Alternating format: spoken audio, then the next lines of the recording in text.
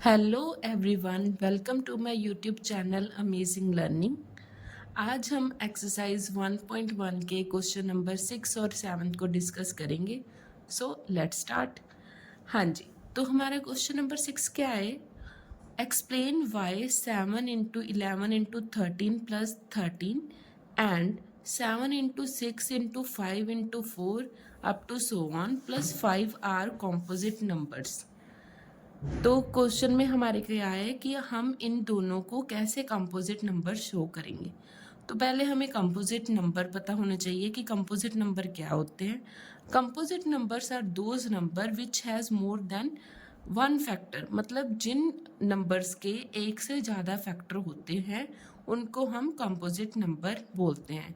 For example 10 के हमारे पास कौन कौन से फैक्टर होते हैं? एक तो 1, फिर 2 भी इसका फैक्टर है बिकॉज 2 के टेबल पर 10 डिविजिबल है। 5 भी इसका फैक्टर है बिकॉज 5 के टेबल पर 10 डिविजिबल है। 10 भी इसका फैक्टर है। तो ये हमारे पास क्या है कि एक कॉम्पोजिट नंबर है जिसके 1 से ज़्यादा फैक्टर्स पॉसिबल हों। तो अब हम क्या करेंगे, इस नंबर को हम सपोज कर लेंगे कि ये x के इक्वल है। x के इक्वल है। अब हमारे पास जो नंबर है वो क्या है? 7 इंटू 11 इंटू 13 प्लस 13। तो हम क्या करेंगे, 13 को कॉमन निकाल लेंगे, बाकी जितना भी लेफ्ट ओवर रहा उसको एक ब्रैकेट में बंद कर लेंगे। तो इन सबको देखो क्या बनाइए, मल्टीप्लाई करके 7 into 11 into 1 that is 77। 1 add किया तो 78। फिर हम 78 की फैक्टराइजेशन कर लेंगे। 78 को 2 के टेबल से डिवाइड किया, आंसर विल बी 39। फिर 39 में लास्ट डिजिट चेक करो क्या है? 9। तो 9 हमारा एक ऑड नंबर है, तो ये 3 के टेबल पे डिवाइड होगा। 3 के टेबल पे जब हमने 39 को डिवाइड किया तो हमारा आंसर आया 13। 13 एक प्राइम नंबर है, तो ये अपने टेबल पर ही डिवाइड होगा।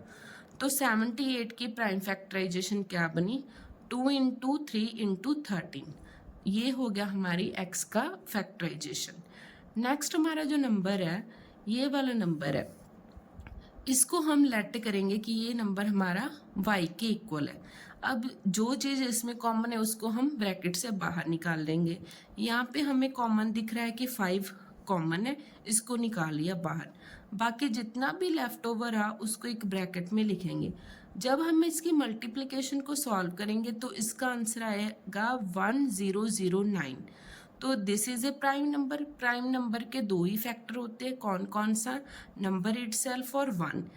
इन तो हमने क्या कंक्लूड किया कि ये बोथ हमारे पास जो नंबर है ना x एंड y, इनके एक से ज़्यादा फैक्टर बन रहे हैं। तो यही तो हमारे कॉम्पोजिट नंबर होते हैं जहाँ पर हमारे पास एक से ज़्यादा फैक्टर बने।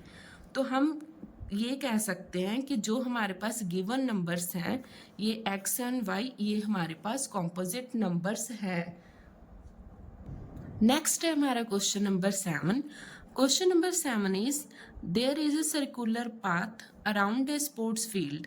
Sonia takes 18 minutes to drive one round of the field, while Ravi takes 12 minutes for the same.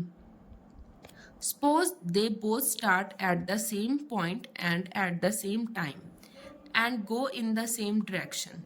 After how many minutes will they meet again at the starting point? तो क्वेश्चन नंबर 7 में आपको क्या कह रहे हैं कि सोनिया और रवि दो पर्सन हैं। उन्होंने एक सर्कुलर पाथ के अराउंड एक राउंड कंप्लीट किया है। मतलब कि सपोज ये सोनिया है, इसने इस स्टार्टिंग पॉइंट से एक इस डायरेक्शन में राउंड कंप्लीट किया 18 मिनट में। ये हमारे पास रवि है, रवि ने भी सेम पॉइंट से इस डायरेक्शन से राउंड स्टार्ट किया और कंप्लीट किया 12 मिनट में। हमने ये आप बताना है कि ये कितने टाइम के बाद, कितना इनका मिनिमम डिस्टेंस होगा कि इस पॉइंट पर दोनों दोबारा मिले।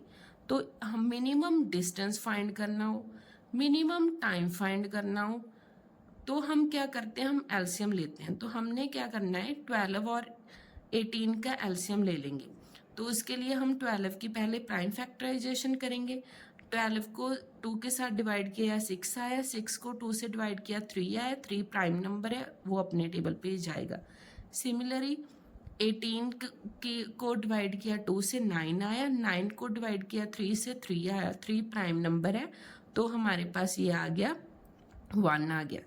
तो हमने एलसीएम सॉल्व कर लेना है। पहले आएगा 2, जो दोनों में कॉमन पोर्शन है वो लिख लेंगे, 2 और 3 लिख लिया पहले, फिर जो बाकी लेफ्ट ओवर आएंगे वो लिख लिया।